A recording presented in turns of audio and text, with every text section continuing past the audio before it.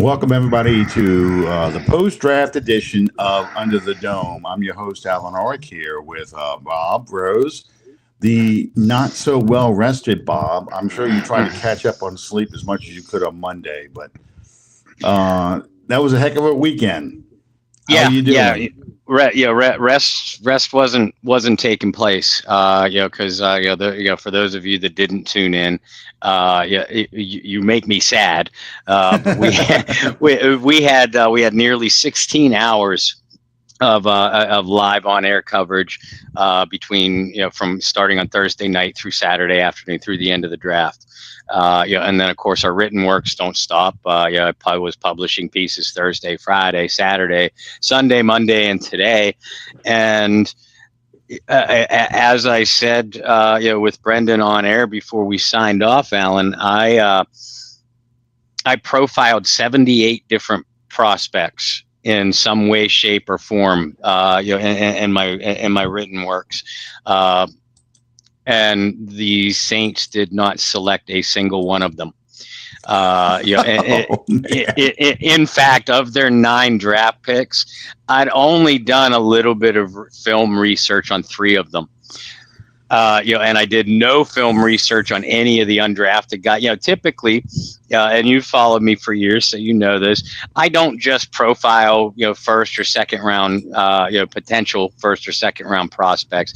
I look for day 3 guys, potential late round gems, things like that. So, typically speaking, in the past doing this, at least a good bit of the Saints draft picks or undrafted signings, I have done some sort of research on, even if I didn't publish it. Not this year, man. So I had to start to film stuff all over again on all of the undrafted guys, but 1. And 6 of their 9 draft picks. So no rest for the wicked. It was surprising, and I said this on social media. This was clearly a Kellen Moore draft. We had said before, because we have been so used to Sean Payton and Sean Payton's draft classes, that we could kind of predict who Sean was going to take. With this class, we were like, I don't know. I really don't know. There's so many directions they can go. And the Saints needed a lot of work, and they need players everywhere. But this was a Kellen Moore draft. I mean, the first round pick, the second round pick, especially, the defensive players that we didn't quite get why they were drafting those guys. But they took a defensive tackle, they took a safety, they took a cornerback, they took a linebacker. And what are all those guys known for? Hitters, guys who stuff the run. Even the edge rusher that they took at the very last, almost the last pick of the entire draft. What's he known for? Versatility and playing the run. It was a very different kind of draft, and they used all 9 picks. They didn't trade up, didn't burn future assets. They didn't do anything like that. So I thought for sure they were going to package both the 7th round picks to try and get back into the 5th round. Because there were a lot of good players in the 5th round still. And when we didn't come in there at all, I'm like, that's where everybody's going to go. Even in the 7th round, I'm like, damn, that guy just went right before we got to pick. So, your favorite player that they drafted on all 3 days? I'll tell you, I like the quarterback selection more than most, and we're gonna talk plenty about the quarterback. But yeah, my favorite pick out of all nine was the Kansas Jayhawks running back Devin Neal, taken in the sixth round. That's not to say I didn't like any of the other picks. I did, all except for one, and. I saw the logic and the value in 8 of the 9 picks. But Devin Neal, you flip on his tape and got knocked off the air. You see me? Hear me? I see your arm and I hear you now, but you're Okay, now you're back. Sorry, phone call knocked me off the air. We got all kinds of weather issues here, and I'm getting weather warnings like crazy. So if I have to jump off or if I suddenly disappear, I get pray you. for me. But no, I like Devin Neal. I like his running style. I acknowledge a 6th round pick is by no means guaranteed to for a roster spot at all, let alone to make an impact. If you're looking for a dark horse out of this draft, I think he could be it. Well, I'll tell you what, I did a profile of all the Saints draft picks and the best they ever got in the 6th round, and this was in 2018. It hasn't changed for me. Fred McAfee, 1991 from Mississippi College. So if he can be a guy like Fred McAfee, I'll be thrilled. Oh yeah. I think the guy is sneaky good. It reveals how deep this running back class was, that you could still get somebody of that kind of value in the 6th round. I really thought they were going to package the 2 7th round picks and trade up to get into the 5th round to go get a big bodied receiver or a running back. Unfortunately, they could not get a big bodied receiver. That's the 5th round was about as deep as you're going to be able to go to get a big bodied guy. Jaden Higgins came off the board even before the Saints picked at 40. The TCU receiver, I just drew a blank on his name, but anyway, Williams, yes, he came off the board in the 3rd round.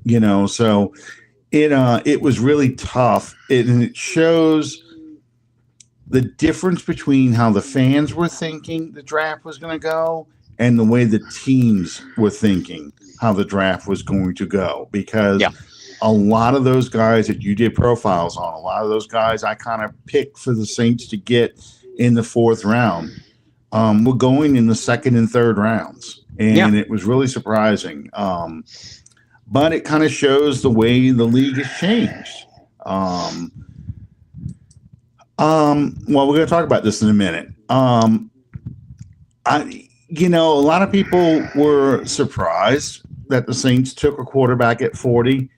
You and I have been talking for, it feels like a month now, that 40 2nd round pick, not 9, was going to be the quarterback. I kept insisting that I really would like to trade back to get an extra pick so I can make room for a quarterback. They weren't able to trade down. Loomis kind of hinted they tried, but it really wasn't happening. And I'm glad they didn't trade up like the Giants did to get Dart. But they were going to take a quarterback. You knew it was going to happen. And once Tyler Shough's name got leaked out, it was a done deal. Unless Cleveland grabbed him early, I was 99.9% sure it was going to be Shough. That was the pick. Too many people were talking about him, and I was seeing his name popping up more and more from sports reporters and some of the scouts and things like that who cover the Saints, not the Mel Kipers and some of those other guys who kept putting Sanders and Dart in there. I think Dart might have been the first choice. Honestly, if Dart and Shough were on the board together, it might have been Dart instead. But the Giants traded up to get Dart, so that only left Shough. I don't know if they would have gone Milroe at 40. I think they probably would have done Milroe in the third round. Yeah, most likely. And I believe, and this is what I was hearing too, that if you believe that the Saints were trying to trade back from 9, into the mid-teens, would have been the most likely destination. Their target there would have been Dart, and they would have addressed offensive line somewhere else.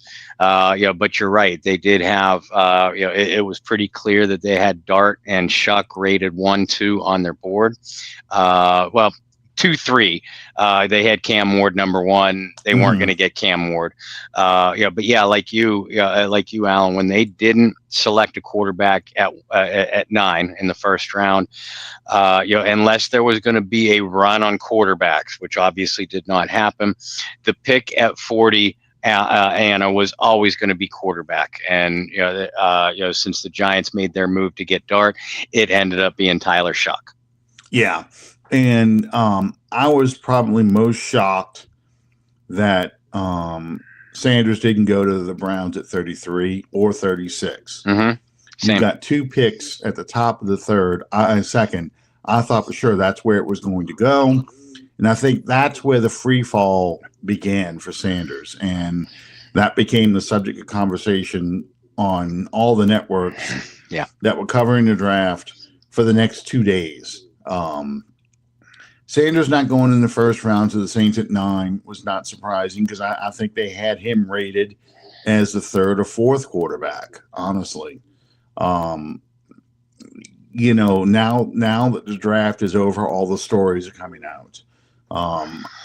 How badly he did interviews, how he carried himself in these interviews, the sense of entitlement, and all the things that we talked about that we were afraid of with him came over. And I think,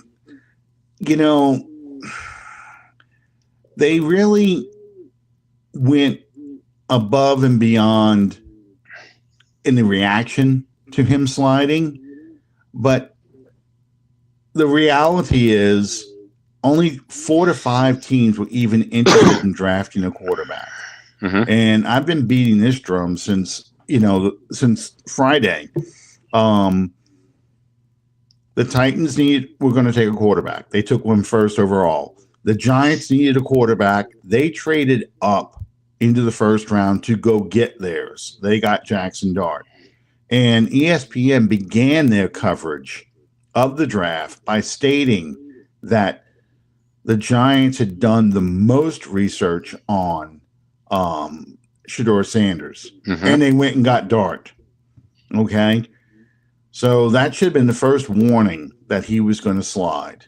When the Giants passed on him, the Saints were up next. They took theirs at 40, and we locally had been hearing for about 2 weeks Tyler Shough was the guy. Tyler Shough and Jackson Dart, those names were heard most often. Fletcher Mackel, the Channel 6 reporter here in New Orleans, was beating the drum for Jackson Dart since the combine, maybe since the season ended. He was all about Jackson Dart. I even told him, I said, dude, I know you've got the story in the hopper. You can't wait to run it. 54 years ago, the Saints took a quarterback in the first round from Ole Miss. And here we are 54 years later, and they take a quarterback in the first round from Ole Miss. I knew he had that story sitting there waiting. And that's why I think he was beating the drum for Jackson Dart so badly. Alan, I got an on-air reveal for you. I had the story like that typed up. Did you? Yeah, I did. And I told Brendan, I don't think you had joined us yet, but I told Brendan before we went on the air, I said, hey, if Dart is the pick at 9 or anywhere in the first round, I got to jump off of the air because I got to officially publish it and distribute it everywhere that I distribute my articles. I said, but it should only take 10 minutes because the piece is written. And Brendan's like, do you think it'll be Dart? And I said, I said 50-50. It's going to be Dart or Shough if they go quarterback. I said I didn't do a pre-write on Shough. I did do one on Dart, but and it's ready to go. So that was wasted time. So thank you, Saints. Well, I think the Saints, this draft class, the Saints and most of the NFL thought that no quarterback was worth a top 10 pick outside of Cam Ward. So you're trading down to go get your quarterback in the first round when nobody was interested in trading down, because the way this draft kind of went, very few teams were interested in trading down that were picking in the top 15 or so. They were more interested in trading down the teams that were in the bottom half. The only big trade in the top 5 was Jacksonville and Cleveland to go get Hunter, Travis Hunter. Now, veering off away from the quarterbacks for a second, but I'm going to go back to it in a minute. Do you feel Atlanta way overpaid to trade back into the first round to go get Pierce, the edge rusher from Tennessee? Yeah, I do. They gave up a first for next year. They gave up a first plus a second, first next year and a second this year, right? Along with, I think, another mid-round pick this year or next year. But as I always say, and as we know from Sean Payton's draft philosophy, when you see your guy on the board, you go get him. And the Atlanta Falcons' biggest weakness over the last several years, other than lack of intelligence, is is lack of edge rush. And they drafted 2 with their first 2 picks, and I had James Pierce rated very highly on my board, certainly a first round pick. So I mean, he fits the pedigree. I was just a little bit surprised at what I thought was a deep edge rusher class, in this year's draft. I'm surprised that Atlanta didn't kind of attempt to wait to see if the board came to them, and like we both just said, it feels like they overpaid for a player. But if he turns out to be a multi-time Pro Bowler or better, did you really overpay? Yeah, that's the question. Yeah, and I found it to be an odd pick, and I wouldn't have given up a first to do that. I had him rated as my number 3 or number 4 edge rusher. 4 if we count Carter. 3 because I had both Walker and Williams ahead of him. And it is. I don't mind them burning a first for next year, because chances are Atlanta's going to be picking in the teens again, because the offense is going to have a problem. And they're going to realize that, hey, maybe we should have taken an offensive lineman here, because we're getting our quarterback killed back there because we don't have a good enough offensive line. We'll see. We'll see on this. I mean, they took 2 safeties and 2 edge rushers, and I forgot who the 5th person. They only had 5 picks. I forget who the 5th person was. But regardless, they really doubled up on the positions they felt were the weak spots of this team. And be curious to see now what happens with Caden Ellis. What are they going to do with him? Right. David Onyemata is not getting any younger too. And then their defensive coordinator is in trouble because of his son, steering back towards the quarterbacks again. I found out through these stories that it's not just Shedeur who got prank called. No, it was also Tyler Warren got prank called. Last year, Cooper DeJean got prank called. So this has happened a couple of times. But you would think it's just Shedeur that it happened to. Yeah. If you just watch the news, and it just shows you who the league considers important and who they don't consider important. I think Isaiah Bond allegedly got prank called too. I don't know. It's hard to tell. Sometimes it gets to be the Babylon Bee as far as news stories. The story sounds too real too silly to be real. Yeah. And so it is possible someone prank called him. And the kid was the son of the Falcons defensive coordinator, Jax Ulrich. Is that how you say his name? I I know know. it's very close to my name, so I thought it was Ulrich, but I could be wrong. It might be Ulrich. And he allegedly got it by screenshotting his dad's iPad. His dad's iPad was unsecured. He got in it, saw the numbers, screenshotted it, and brought into his phone so they could call people. And then, as typical of this generation, they got to film everything they do, even when it's stupid. Which is, I'm so thankful that these phones didn't exist when I was in college. So all my stupid activities are confined to here, the memory, and the story gets more entertaining each time I tell it. Yeah.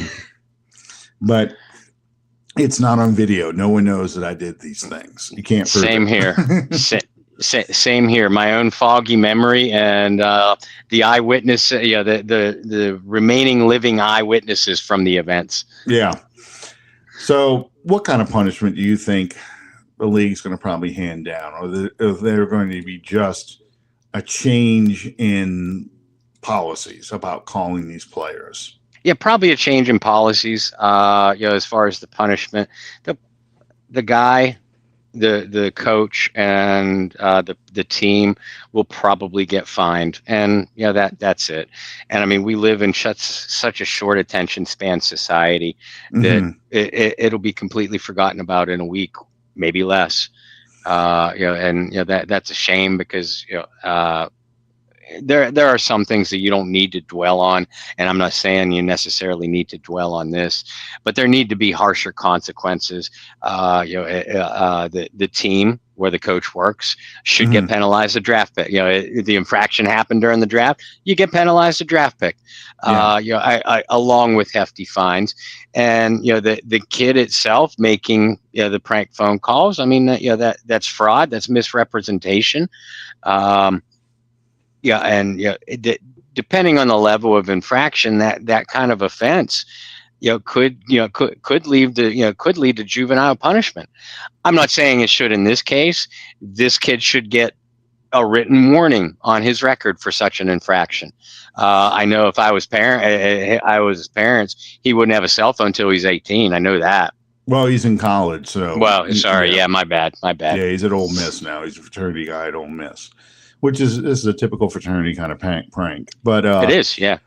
I made the joke that this was Sean Payton's kid, SMU death penalty. Right. For the Saints, you were prohibited from participating in the 2025 and 2026 seasons. You were ineligible for the playoffs. I don't care what your record is. It's SMU death penalty. Yeah. We physically sent FBI agents into your facilities to take your Super Bowl trophy, etch your name off of all the record book. Yeah, everything. I know it. Right. But I mean, honestly, it should involve at least a fine and probably a suspension for the defensive coordinator. You can't really go after the kid, but you go after him for his lack of security about his equipment, because if it's that easily accessed, not that he would do this, but he could easily screenshot it to some friend of his who hates the Falcons because he's smart, but hates the Falcons, and sends that over to the Saints, or sends it over to whoever the Falcons are playing, or whatever. It's going to result in change in security. And I just think it's a shitty thing to do to these kids that are waiting for that phone call. They're going to get this phone call from a GM or from a head coach. Hey, we're excited about having you. We can't wait to have you on the Saints. How do you feel? And you saw, I thought was one of the best things about the whole draft weekend, the edge rusher from Texas, who I really thought the Saints were probably going to take, pay for his own ticket to go to Green Bay. He was a day 3 pick, a 4th round pick. Sorrell, I think his last name was. And they found out he was there, invited him on stage, and the commissioner came out to give him the hug. And you could see the guy crying.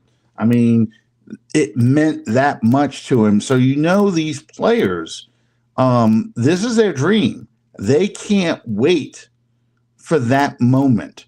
And for the guys who aren't picked in the first round, you have the opportunity to, hug the commissioner, and you can see even the guys, you get the phone call, they're crying because all this hard work, all these years of playing football and doing all these things. And now here's your shot, to play in the NFL, something that a lot of these kids never had a shot to, chance to do.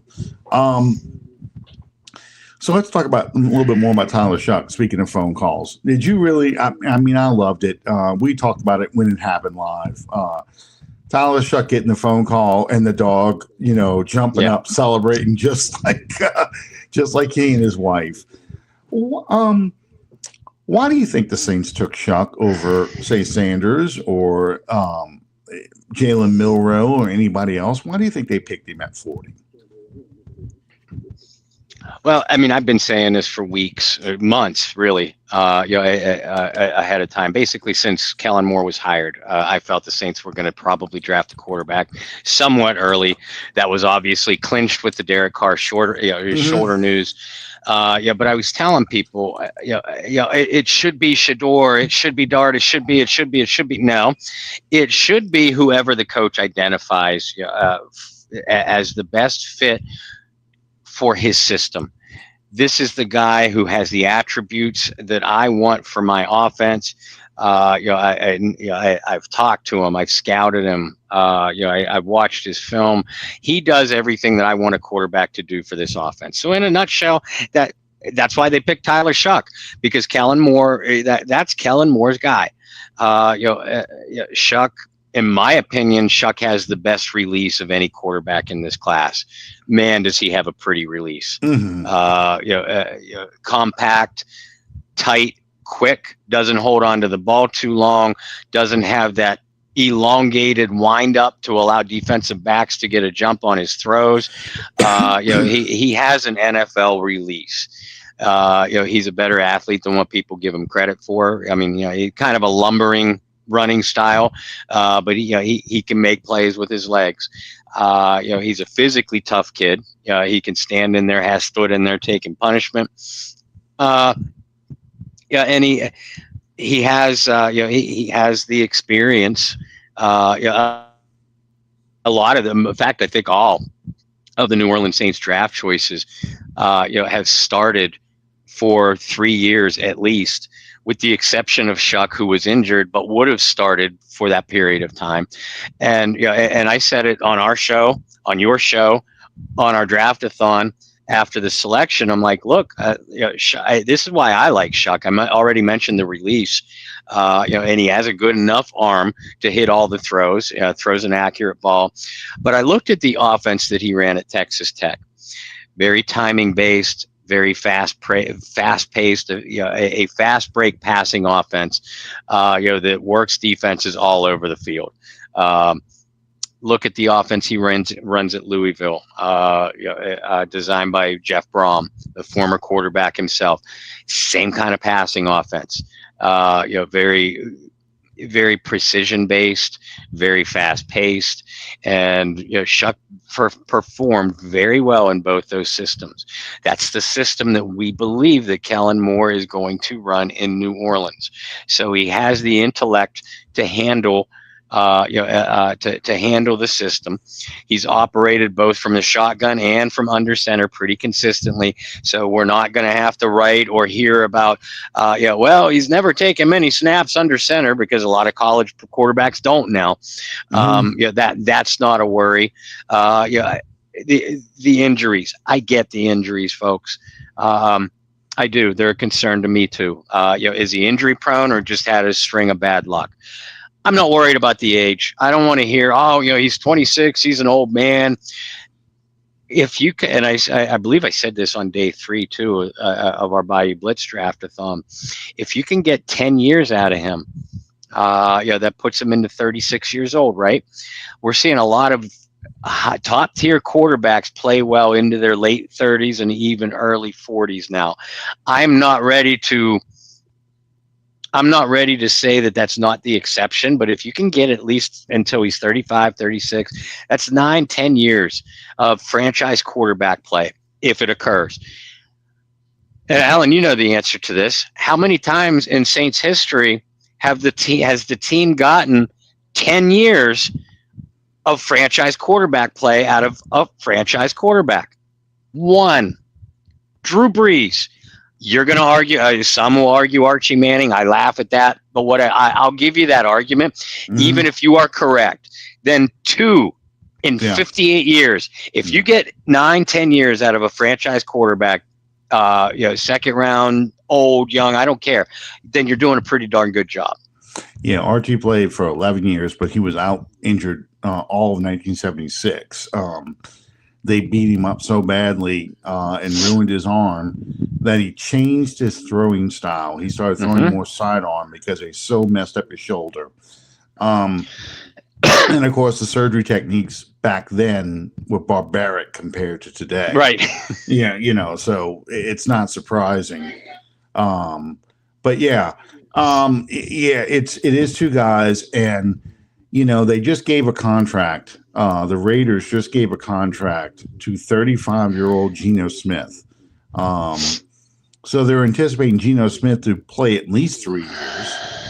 So that makes him 37, 38 years old by the time this contract expires.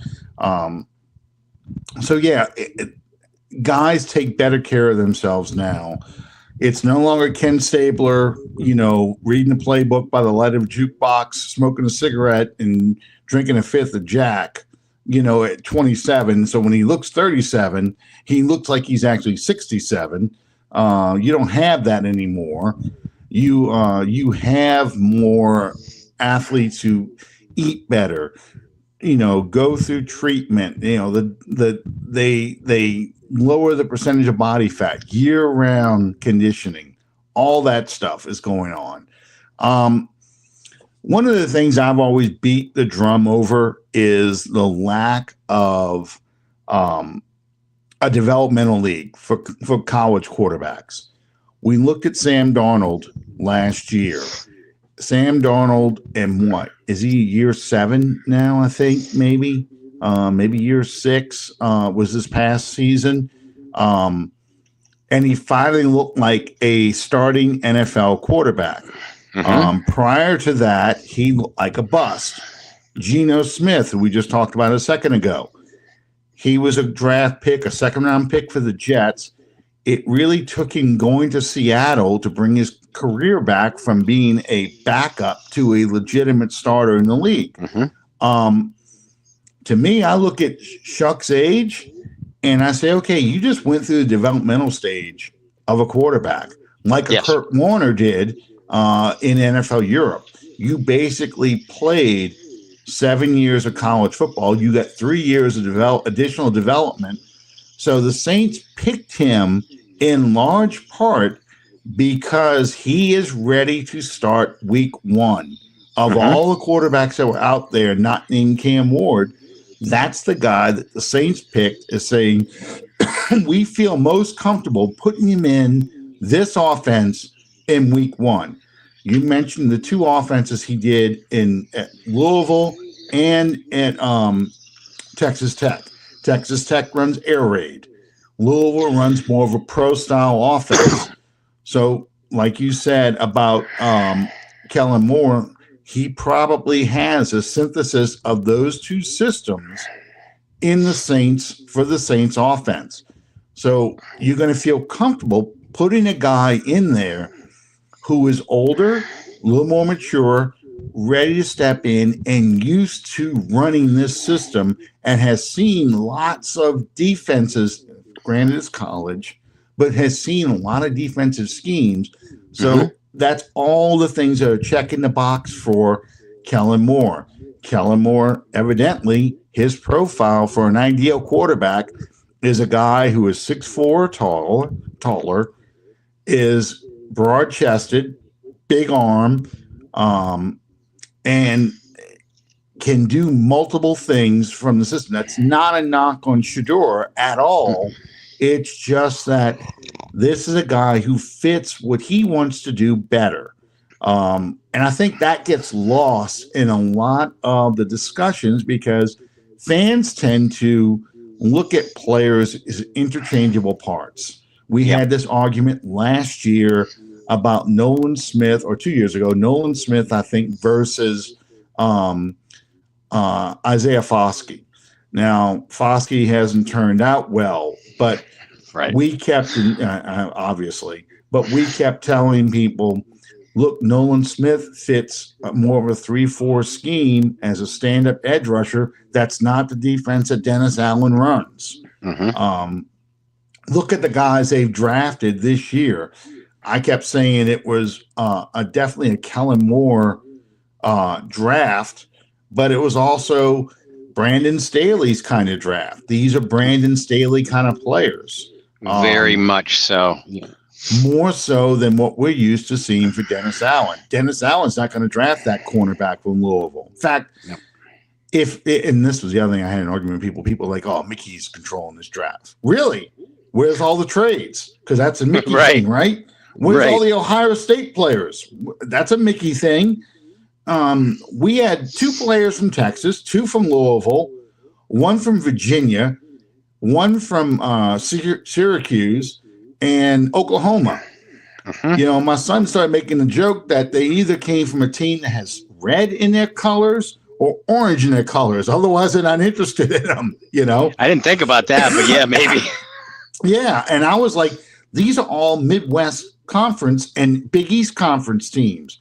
This isn't Ohio State. This isn't Big Ten, you know. One from UCLA, the tight end from UCLA. We weren't getting Stanford guys. We weren't getting, you know, the usual ones that we've been used to seeing. Well, wait a minute. Even the UCLA kid, because the NCAA has the power to shift the axis of the earth. Oh yeah. Isn't UCLA in the Pac or ACC now? I think they are actually. I think that I know Cal is, you know, California in the Atlantic Coast Conference. I think UCLA might be. I'm not sure. Oh my God. And you can't really say, you know, like when I did my mock drafts, I'm thinking to myself, I'm like, it might have been in my second mock. I thought to myself, I'm like, I'm picking a lot of SEC players. And then it hit me. I'm like, well, the entire 3/4 of the NCAA is the SEC conference. I don't have much choice.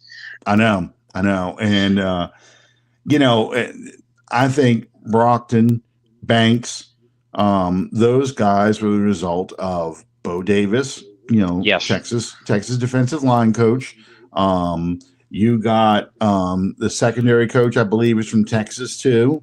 So, you know, you got a lot of influence from my brother. It's ICLA now. You have a lot of influence of these new coaches who were just in college drafting or pushing these guys, whereas before you had a lot more of these are the schools that we have been they're in the Big Ten. All right. Midwest. I did not know that. Yeah, still you're now in the Midwest instead of being out in California with the Pac-12 like you're supposed to be. Yeah, I mean, I don't friggin' know. Like I said, I know for a fact Stanford and Cal are in the ACC. SMU, you know, Texas is in the ACC. Oklahoma and Texas are in the Southeast Conference. I've had enough of the NCAA. Yeah, nuke it. I'm old enough to remember when the Southwest Conference existed. Yes, you know, and the Big 8 conference was a thing. Yes, Big 8. Pac-10, not Pac-12, Pac-10.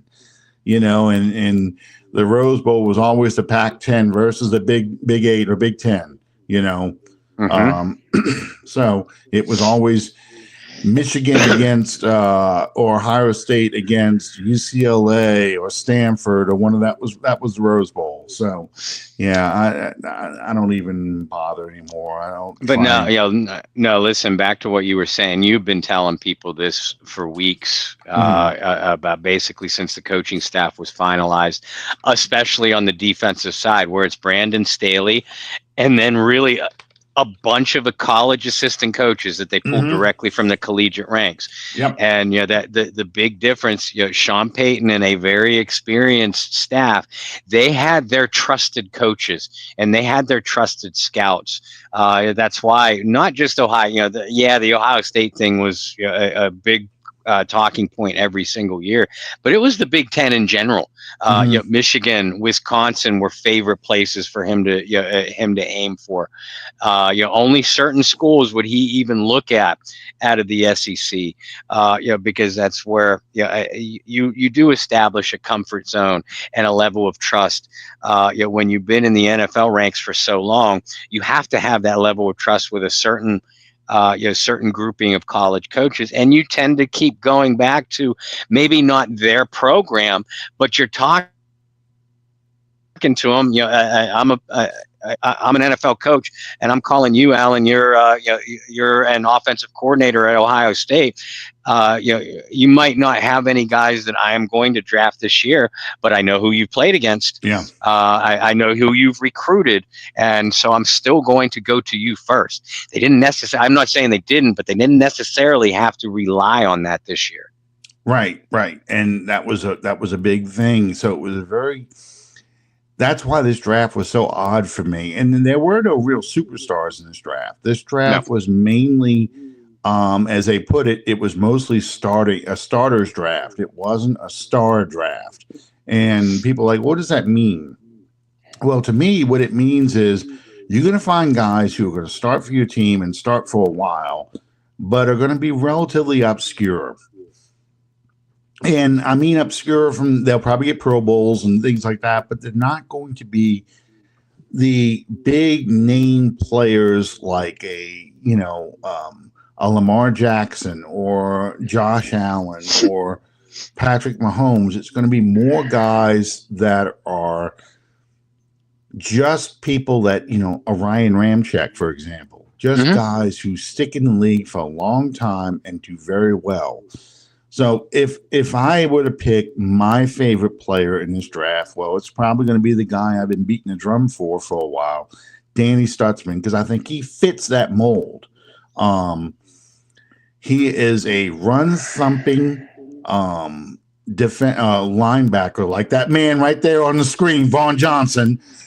He is just that kind of guy.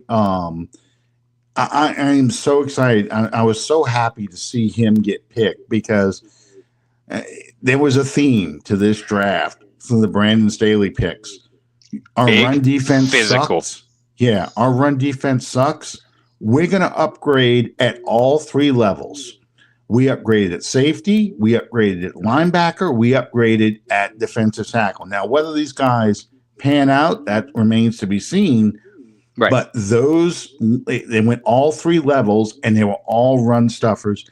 And one of the things that you mentioned, and I think is very accurate, not only do they have 3 years of experience, almost every one of those guys was either a team captain or a leader of some sort in that locker room.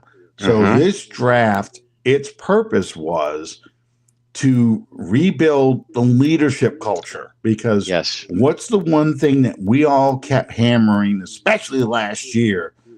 Where are the leaders on this team? Where are the leaders holding these players accountable? Right. The guy, I did too. I would have liked to have gotten him, but he went early in the second round, which is way higher than I would have had him. I probably would have had him in the third round. But he went in the second round. We're going to talk about the guys I think that we missed, but that was one of the guys. That was one of the positions I thought that we could have gotten somebody, but the first round dictated already. Cortland Loveland went ahead of Tyler Warren, which nobody had that going that way.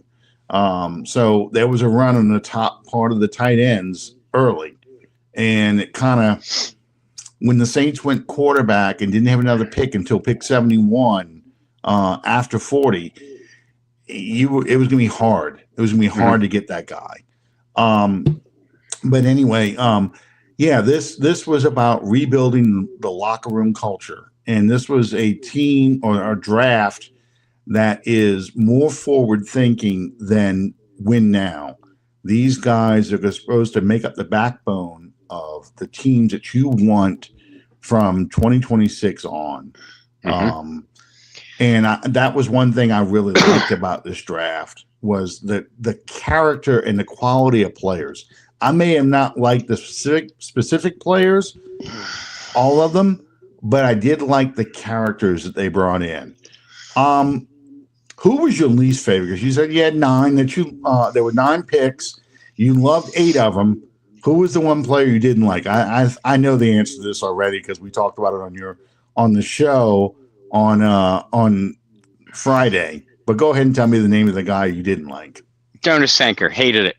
Yeah, despised that pick. I loathe it.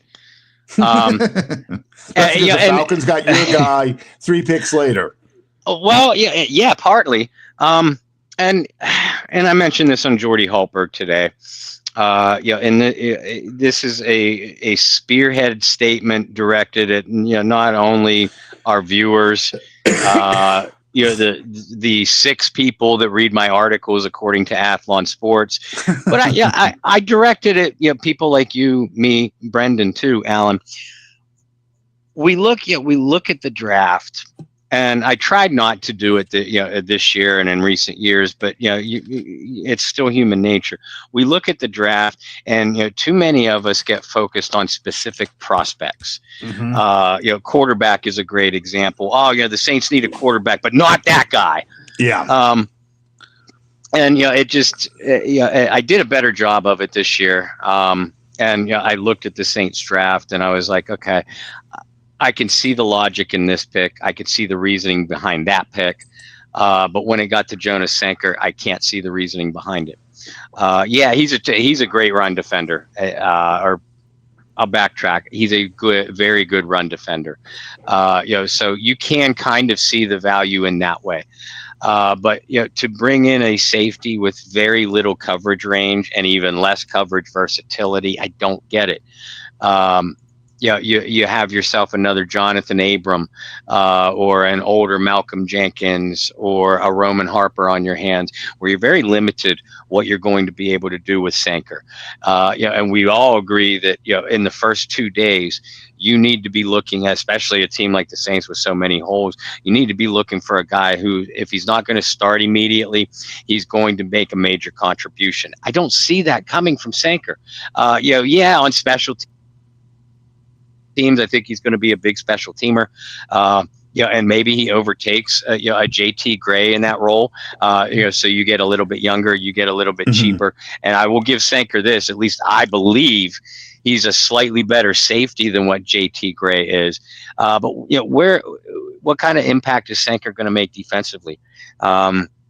If you put him in the game, you need to drop him down into the box, which, okay, I acknowledge. At least you don't have to do that with Tyrann Mathieu, where he has his Red Bull fighting cape, saying "Ole, ready to go."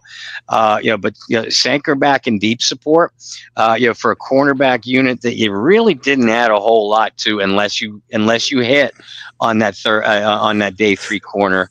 And I do like Quincy Riley, too. Don't get me wrong. I don't see the defensive value, the coverage value of Sanker right away. And that's why I hated the pick. And like I said, I went back and watched I had watched a little bit of film on him, and I say only a little bit because I flipped off relatively quickly. Once I realized that the guy can't cover, I'm like, well, if the Saints go safety, they're going to need a guy with coverage range and some coverage versatility. Even with bringing in Justin Reed. So that's why I didn't stay on Sanker's film too long. Well, they drafted him. I cursed it. I went back and watched the tape, and I came away with the same analysis. The guy's a very good run stopper. Has some value if you use him correctly, but his defensive usage needs to be very limited. Otherwise, you're going to be seeing the back of his jersey on a whole lot of highlight reels, of teams going over the top on your defense. Yeah. My player that I'm not a big fan of is the defensive tackle they got from Texas, Brockton. I thought he kind of went a little too early. If you would have taken him in the 4th round, I'd have been happier. Probably about where, well, it's hard because I really like the Stutzman pick, so probably with the 2nd, 4th round pick, and then it's kind of risky. Do you get him or not? But, I'm looking at the 3rd round right now, and there's 3 edge rushers who went in the 3rd round. I'm looking at 121 David Walker, 123 Jack Sawyer, and 124 Baron Sorrell, who we talked about a minute ago. That was the guy who actually came to Green Bay and got the big hug from the commissioner. And I'll throw Kyle Kennard, South Carolina, in that mix too. Yeah. And then the running back Dylan Sampson from Tennessee. I liked him. I like Jalen Lane, the receiver from Virginia Tech. There's a few of them. Malik Moore, the safety from Alabama, who actually went to the Jets right before the Saints took Quincy Riley. That's who the other 3rd round pick was. No, I'm sorry. That's the 4th round pick. Wait, is this 3rd round still? Yeah. Malachi Moore went in the 4th round. Yeah. I'm sorry because this is the 4th round. Hang on, this is round 4. Hang on, let me go back. This is what I wanted. Rounds 2 and 3. Okay. You bring up a great point. Yeah, even if the Saints decided, okay, I want to go safety here, and I know what I just said about the specific prospects. We as fans and even the media, us in the media, we basically are. Regardless of how good or bad you think our analysis is, we're still not NFL scouts or front office executives or coaches. But if the Saints decided that they wanted to go safety at 93, where they got Sanker, why didn't you go Xavier Watts? He's a good run defender, great in coverage. You mentioned Malachi Moore, Lathan Ransom from Ohio State, still there. If you didn't want safety help, but you did want secondary help in general, Jalen Smith, the cornerback from USC, Upton Stout from Kentucky. You mentioned the 4 edge rushers, and for you LSU people, we'll give you a nugget. Savion Jones went before, was still on the board and went before the end of the 3rd round too. So like I said, I can make. There was some specific players that if I'm making, I would say, okay, if I'm making the pick, maybe I go with this player instead of that player. But I understand the positional value, and I understand it fits a need. I don't see that with Sanker, and that's why I didn't like the pick. Yeah, with Brockton, I'm now in the 3rd round where I was supposed to be. Brockton went at pick 71, but at the same time, Isaiah Thomas went to the Jets at 73. That's a corner.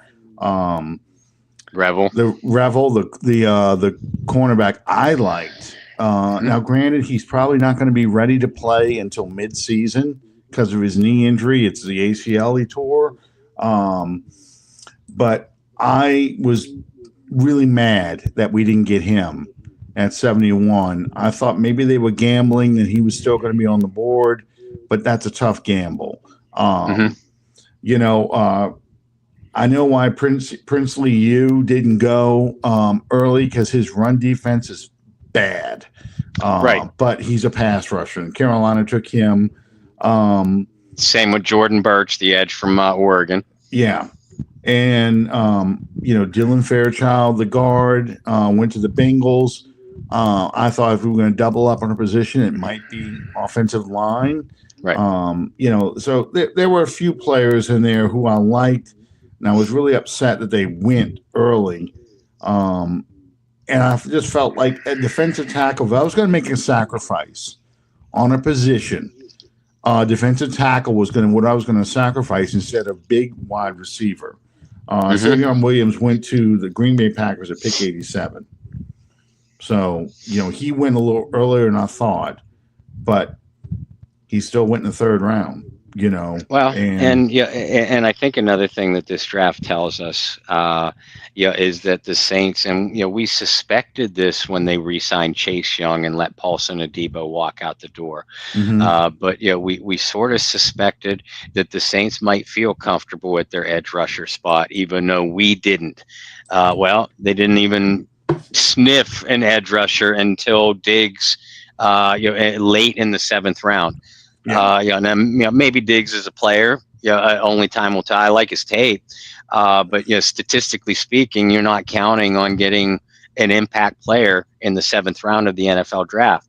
So it's obvious that the Saints felt comfortable with edge rusher. They didn't draft a wide receiver at all, so it's obvious that they felt comfortable with the wide receivers that they have. Again, we can disagree. We can criticize. But in their actions, and I know Loomis, Moore, they're going to do the coach speak and say, well, the board just didn't work out right for us. Bullshit, because you had plenty of opportunity. Yeah. It's Landon Parker you're talking about, Mark. That's the receiver. He signed as an undrafted free agent with the Indianapolis Colts right after the draft. So. Landon Parker. I have a hard time buying that argument too, because I thought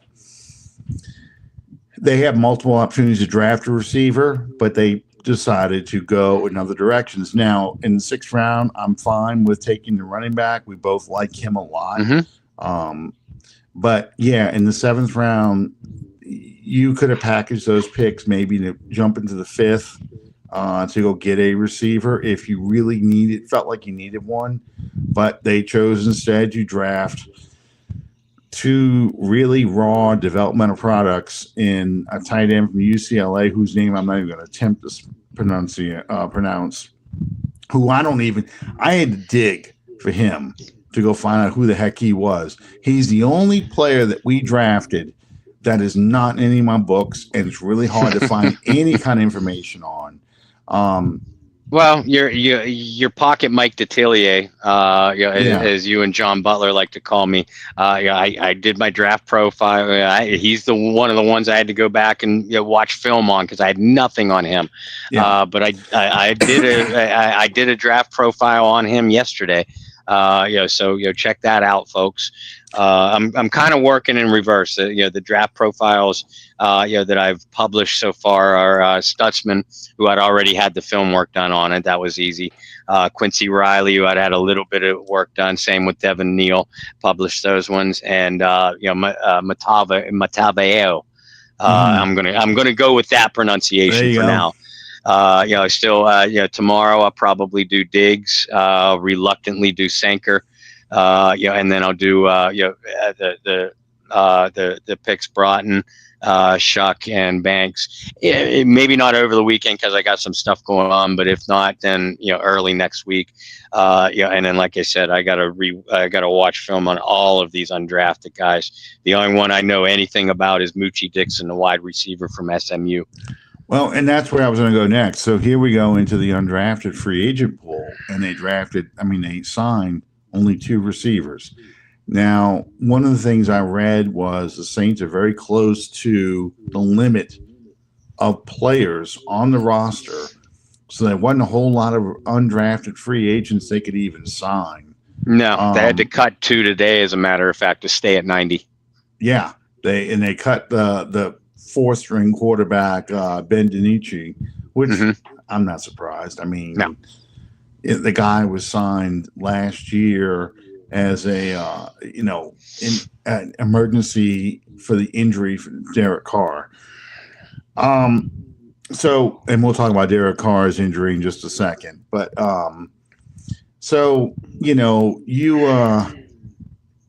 they need a receiver. Do you think either of these receivers even come close to fitting the bill? I just don't see it. I look these guys up, and I think Moochie is 6 foot. And I don't even know about the other guy is like a returner. He's not even really a receiver. Nope. Where are they going to get this? Where do they get this big bodied receiver from? That's Michael a great Thomas question. ain't coming back. No, no, he is not. He's missing a foot. And we talked about, I don't remember whether we did it in day 2 when you were with us, or whether that was part of our day 3 coverage, what kind of veterans could still be out there. We talked about running backs, pass rushers, cornerbacks, wide receiver. There 3 names that are still out there. The one I want them to get is Tyler Boyd. But 2 that worked, with Kellen Moore in Kellen Moore's offense, Keenan Allen and Amari Cooper are both still out there as well.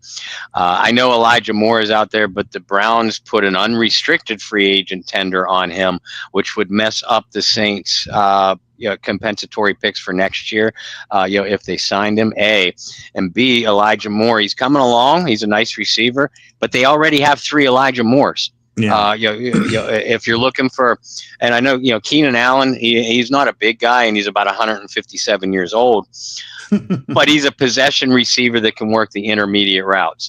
You could say the same thing about Amari Cooper.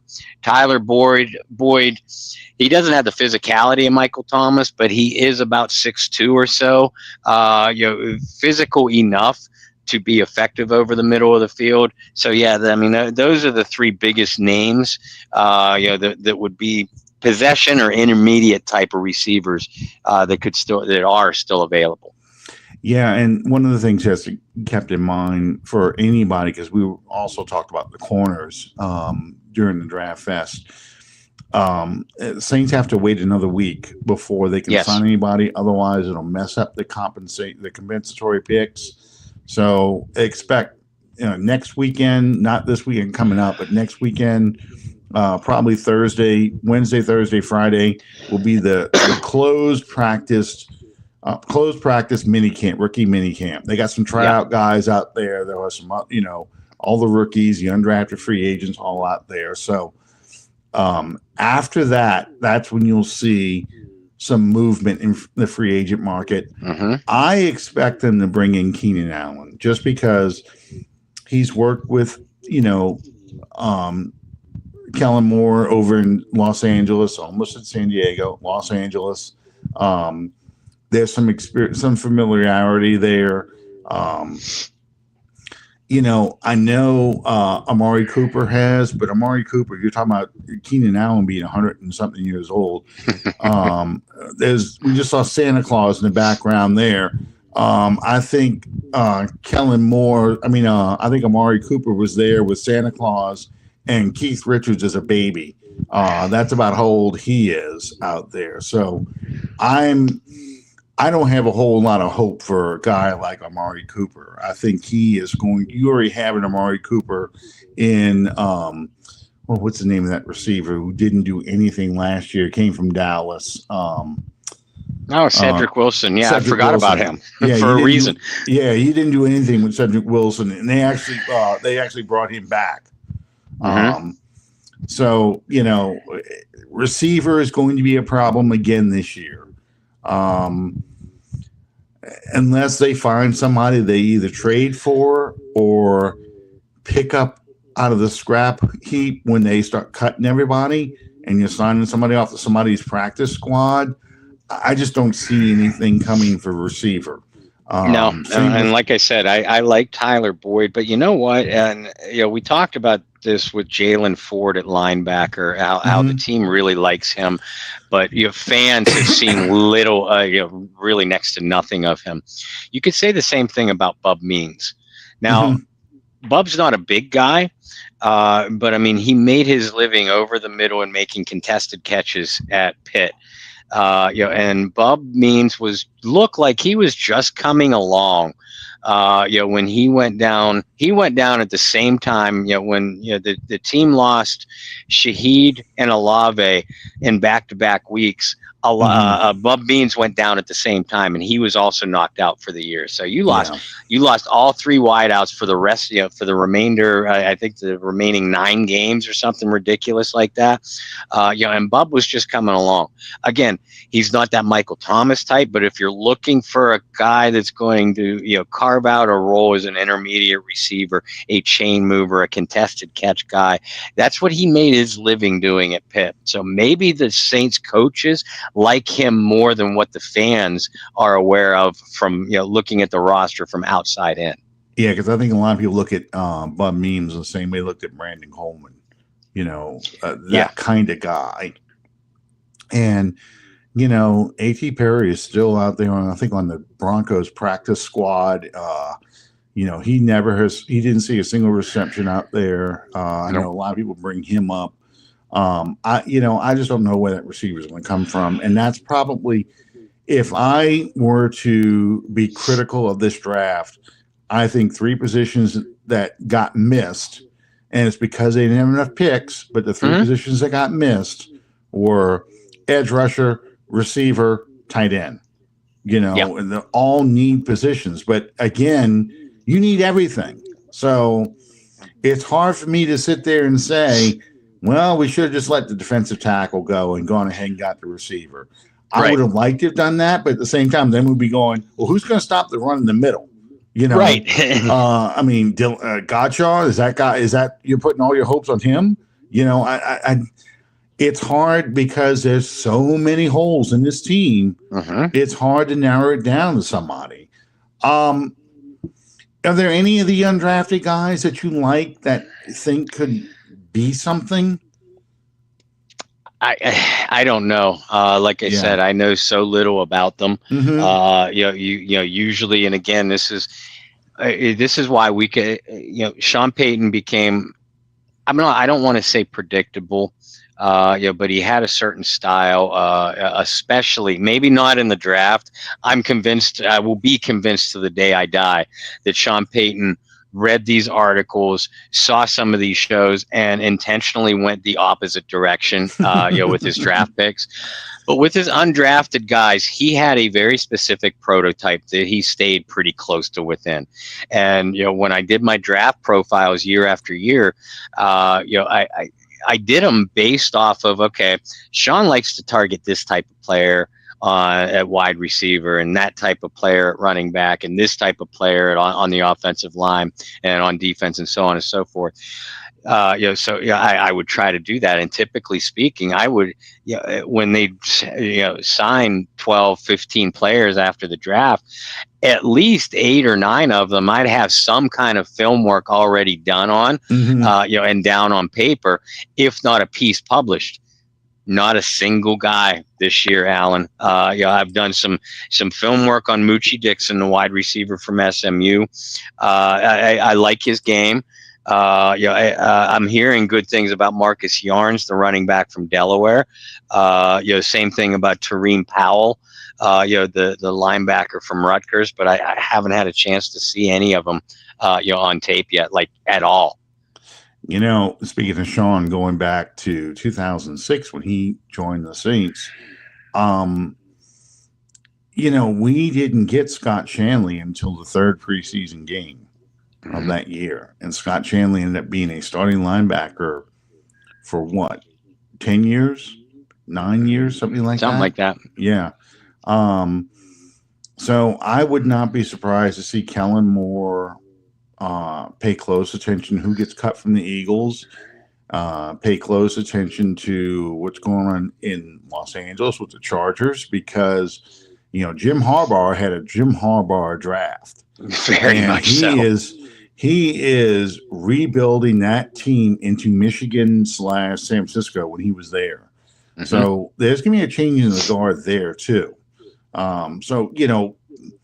What's on the roster now may not be there come September 1st, whatever is the first game of the year. I know it's a week after Labor Day, but that it's going to be different.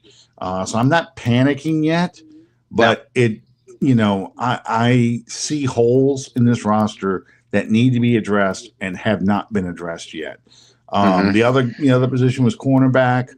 You and I both are kind of in agreement. We think Asante Samuel at some point might get brought in after the compensatory pick thing slides.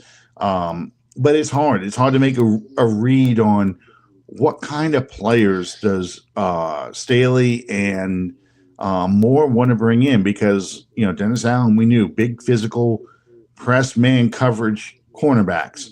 For Sean Payton, certain kind of receivers, big, tall, physical receivers he liked over small speed guys. So I don't know what the prototype is yet. It's just that this roster, it's a rebuilding roster. They resisted trading up or burning future assets to take guys. So if they're in a win now mode, they didn't act like it. And it doesn't seem like they're in a win now mode. It just seems like they are going to be patient and they're going to build this team in their image. And if we make a run for the playoffs, so be it. But this is a plan. This is how we're going to build this team. Last thing before we talk about the Bayou Blitz. So Derek Carr finally broke his silence on the shoulder injury, but he didn't do it with the media, didn't do it at the Saints facility. He did it in church. Yeah. In part of a sermon about why bad things happen to good people, essentially. He admits he has a shoulder injury, and that he has had it for a while, and the Saints are aware of it. And then he revealed later on that his wife had a miscarriage. And that's part of the reason why Saints fans haven't seen him at the facility or heard from him during the Super Bowl week or any time. You and I are both in agreement that he's already played his last down as a Saint. I think that drove the Tyler Shough pick. What do you make of this? All this information. I mean, I think he's his own PR nightmare personally. Yeah, without a doubt, and that's where I start, where my thoughts start with him. Is that if he doesn't have a PR guy, he needs to hire one. If he does, that guy needs to be fired and sued, because he's been stealing money from Derek Carr. Because I mean, this man just he's throwing gasoline on a forest fire. And you're in church. Okay. I get you wanted to vent, and I've seen that clip, and it was all about venting. And this wasn't just someone like shooting it from their cell phone. This was orchestrated. There's no reason for it. You're in church, for God. Know your audience. If you're in church, stick to what you're asked to be there for. You can call a press conference. You can call some news crews into the front yard of your front driveway or your front yard. It wasn't the time and play or place for it. Now, I agree with a lot of the things that he said about social media, but then he essentially used that platform to do the same kind of thing. So let's not be a hypocrite either, Derek. For the same. And here's why, and we said it on our draft-a-thon. Here's why Derek Carr needs to have played his last game in New Orleans. You talk about the Saints, and the Saints were never going to touch Aaron Rodgers with a 10-foot pole. Oh no. Much of the reason was the soap opera, the drama, the narcissism that Aaron Rodgers brings into the locker room. When you have a first-time head coach. Well, this is exactly what Derek Carr has become, only it's already within your locker room. You have a young quarterback in Spencer Rattler, and you brought in another young quarterback in Tyler Shough. You don't need that garbage around your guys when you're trying to develop them, not just at the quarterback position, but throughout the entire roster. Derek, I'm not going to call him a locker room cancer yet, but this kind of thing can certainly develop into such a thing, if not unchecked. Derek Carr deserves the opportunity to play again. With his wife's miscarriage and that just tragic news, they certainly have the right to their privacy and to grieve, but then just take that privilege and take that right and get your privacy, get your grievances, and just shut the hell up. You've gone this long without saying anything. You didn't need to make a statement right then. I do believe that it's pretty clear that the Saints, if the Saints can't trade him for Pez or lighter fluid for the charcoal lighter fluid, for the grill, to get something, then don't hold out hoping that maybe a guy will get injured in camp and we could get Derek Carr. No, Derek Carr needs to be gone before you go through your mandatory mini camp. Period and end of story. Yeah, Loomis, is still going to be Loomis, and I know the fans live in Pleasantville, and that's part of the problem. But Loomis said basically, that Carr's still on the team, and that he is the starter until we said he's not, and that's what he's going to say. He can't say anything worse, because if he says anything else, like Carr will no longer be part of this team, then no one's going to trade for him, because we're just going to wait till you cut him. They can do what the Raiders did, basically put him on IR for the entire season, tell him to stay away, and he stays home. That's the option there too, because it's going to be cheaper to cut him next year, post June 1 cut, than it is this year. So you have all those. The Saints have a lot of options they can do. It's just options people aren't, because again, we live in Pleasantville. They don't think like that. They just like you. We just need to get him the hell away from this team. Well, you got to do it the right way, but he is never going to take another snap as the quarterback of the New Orleans Saints. That's the reality. They know that. It's just, how do we get rid of him that is beneficial to us? And as far as Aaron Rodgers, if you think Carr's bad, that's just bringing uranium-238 into the room to replace a toxic waste dump. This is how we're going to clean it up. Because that's the last thing you want is Aaron Rodgers in your quarterback room when Kellen Moore is trying to establish a culture and he's back there going, this is bullshit. This is bullshit. You don't need that. Nobody wants that. And I think that's why Aaron Rodgers is looking and talking about retiring, because everyone sees it. They don't want this shit. He's still going to be a Steeler, though, and you know it. Well, I'm hoping that he retires. That way, the Saints have an option now to do with Carr. We'll ship him to Pittsburgh, but we'll see on that. But that's the last I really want to talk about Carr anyway, because he's done. I just wanted to address it since that story had come out over the weekend. Tyler Shough, on the other hand, just said on Instagram that he will die on the field for New Orleans Saints. So, as somebody else put, if my first meal is Chipotle is one way of introducing yourself to the Saints fan, this is the correct way. So, Anna asked real quick, what are the compensatory picks? Those are the picks that you get awarded based on who you lost, and they are awarded per round, with the third round being the highest, based on the quality of player that you lost. So they look at the players that you brought in free agency versus the players that you lost. And you have until, I think, a week after the draft or 2 weeks after the draft for that formula to come into place. And once those 2 weeks pass, then you can start signing free agents to allegedly replace injured players. So and the Saints lost starters in Paulson Adebo, Lucas Patrick, Will Harris, and really only brought in Justin Reed from the outside. So the Saints could be looking at at least a few compensatory picks unless they manage to screw it up.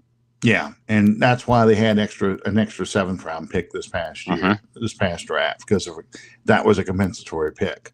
So there's a formula. The Saints are aware of the formula. That's why they won't sign anybody right now, but they will sign at least one player, if not two veteran players in free agency after the time period has passed. What do you have going on for the Bayou Blitz this week? Well, I mean, we're going to continue our our post-apocalyptic draft breakdown,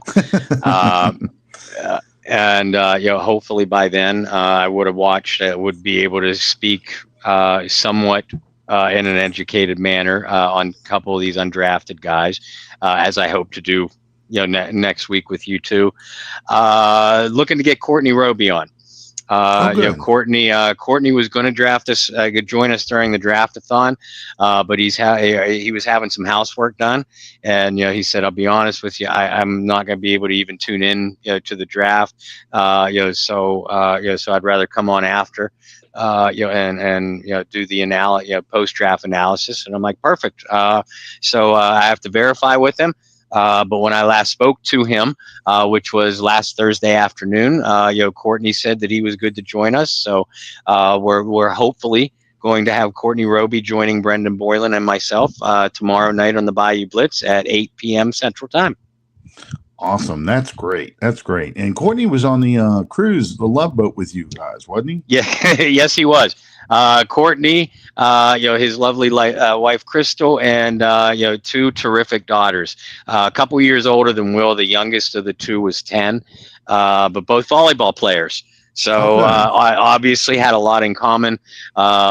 Crystal, his wife, and I, came to the unwritten agreement that as our kids got older, Courtney's going to coach my son, since my son doesn't listen to me, and I'm going to coach their daughters, since their daughters don't listen to him. So of course, it's kind of like me and Torrance Small. Torrance Small's daughter played basketball at the same time as my daughter did, and she went to Slidell High, and mom went to Ursuline. So Torrance Small and I would talk about our kids in similar ways. So yes, that's no problem. I totally get that. Well, good. And it's going to be on Thursday night or Wednesday night? No, tomorrow night, Wednesday night. Tomorrow night. Okay. All right. Good deal. So check out the Bayou Blitz. And as always, there's nothing going on with the Saints this weekend that we know of. Next weekend is the rookie mini camp. And like I said, it's probably going to be Wednesday, Thursday, Friday. It's closed to the public, closed to the media, except for a very small section in before and after. So, but that is the first time the team gets together. And then at the end of May, I believe, is the first mini camp, the official mini camp. I do not know if there is a second mini camp for a new head coach or not. I don't know if they're going to have that or not. I haven't heard. I haven't heard, so I'm not sure. I've not seen anything about that. But normally, what happens is you have OTAs until the end of May, first weekend of June. They have the first full mini camp. Then the team's off for 6 weeks, and training camp starts. So May is this week already. Second weekend of Jazz Fest, the whole bit. So the new season is going to be on us before we know it. Yes. So in the meantime, guys, thank y'all for joining us. Thank y'all for. I saw at least 14 to 20 people in here at one point during the show. So I know we had like 200 during the broadcast. I think it was day 2 draft. We had like 200 on, so guys, it's on YouTube. You can go dig it up if you want to sit through 4 to 6 hours of us just rambling, because we ran out of things to talk about. But if you want to go through that, there you go. It's out there. But thank you guys for joining us. We'll see you next time on Under the Dome. Good night, everybody.